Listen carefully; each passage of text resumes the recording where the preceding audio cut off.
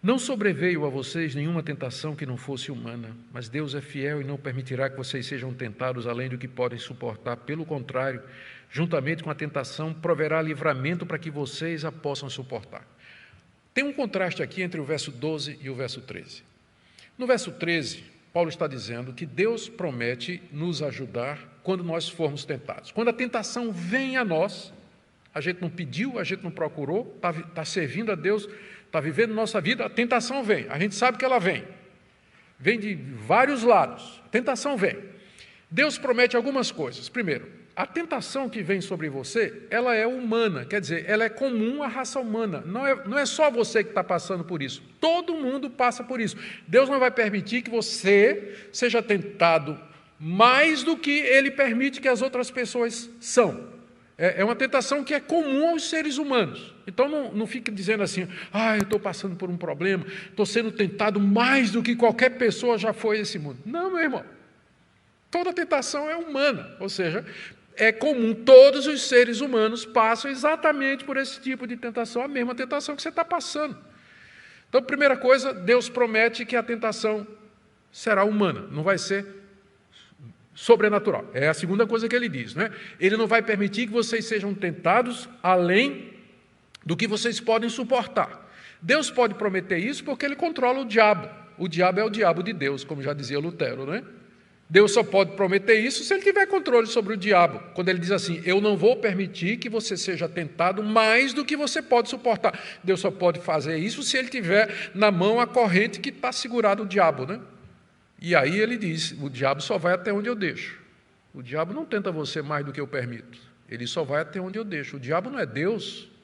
O diabo não tem o mesmo poder de Deus. É um anjo caído, debaixo do domínio e do controle de Deus. Ele só vai onde Deus permite. E que tranquilidade isso nos dá, não é? Que segurança saber isso. A terceira promessa está aí no final do verso 3, que Deus diz que com a tentação Ele proverá livramento para que você possa suportar. E eu sei que vocês já experimentaram isso muitas vezes na vida. Situação de provação, de dificuldade, de repente uma porta aberta. De repente alguém, uma circunstância, um fato acontece e você é livre daquela provação e daquela tentação. Que promessa maravilhosa, não é? Agora note, essa promessa de Deus, ela é feita quando a tentação vem. Agora, se você procura a tentação, se você entra numa situação em que você se coloca vulnerável, quando você dá lugar ao diabo, quando você dá lugar à carne, quando você anda com determinadas pessoas, vai a determinados lugares, se mete em determinados negócios, não tem promessa nenhuma. Nenhuma dessas promessas vale. É o que Paulo está dizendo aos fortes. Se vocês forem para o templo pagão só comer carne, não chegue lá dizendo, Deus, eu vou entrar aqui no templo pagão para comer carne durante os festivais, eu peço que o Senhor me proteja. Não me deixe cair em tentação. Você está dizendo, não me deixe cair em tentação, e você está caminhando para dentro da tentação. Então, isso é tentar a Deus, que é o que os israelitas fizeram no deserto. Você tentar a Deus. Jesus ensinou a gente a orar assim, não nos deixes cair em tentação. Essa oração significa que eu vou fazer todo o possível para não entrar em tentação. Não vou dar a segunda olhada, não é? Já falamos aqui sobre a segunda olhada. Eu não vou andar com determinadas pessoas que são a tentação para mim. Eu não vou namorar determinadas pessoas porque eu sei em que é que esse namoro vai dar. Eu não vou fazer sociedade com determinadas pessoas porque eu sei em que é que isso vai dar. Eu não vou para determinados lugares porque lá eu vou estar vulnerável, eu vou estar sensível, eu vou ser uma presa fácil da tentação. Então, nesses casos, você não é a mesma coisa, é o que o diabo disse a Jesus, pula de cima para baixo, porque Deus vem lhe socorrer. É a mesma coisa de você pular e dizer assim, Deus, eu vou pular, o Senhor manda um anjo.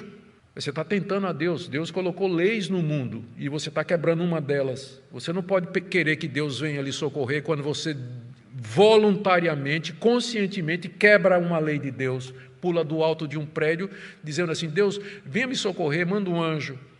É a mesma coisa, no mundo espiritual funciona da mesma forma.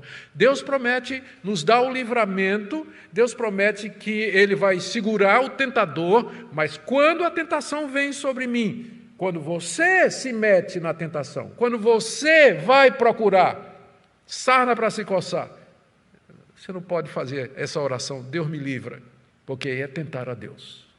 É tentar a Deus.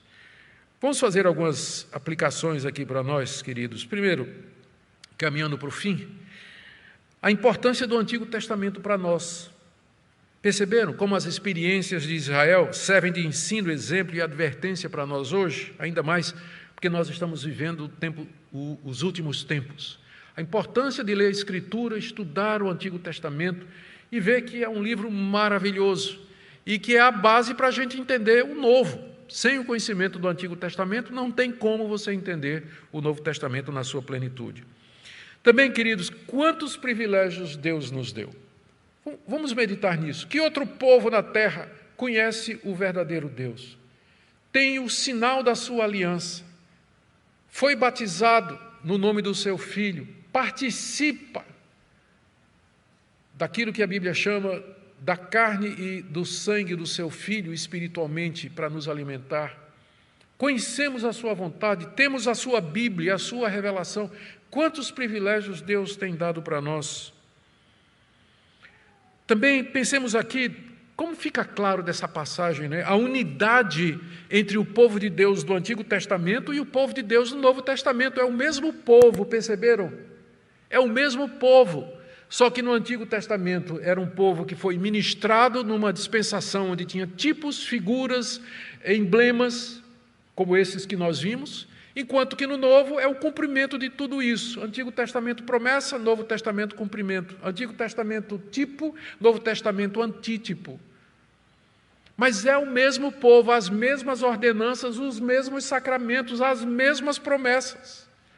Deus não tem dois povos, um do Antigo Testamento e outro do Novo. Sempre foi um povo só, uma única salvação, uma única aliança.